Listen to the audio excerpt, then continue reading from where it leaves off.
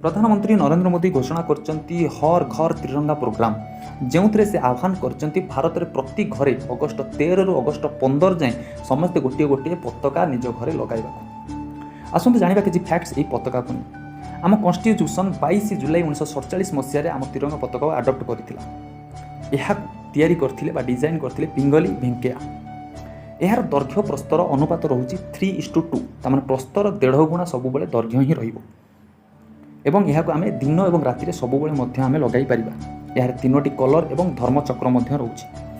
ऊपर कमला कलर सूचौची साहसी और त्याग, मझिरे धला कलर सूचौची शांति और सत्य, तले सबुज कलर सूचौची उन्नति खुशी और विश्वास एवं धर्मचक्र रही 24टी स्पोक एवं यही पताका को आम कॉटन पॉलिस्टर खदी एवं उल रे तैयारी करि परिबा।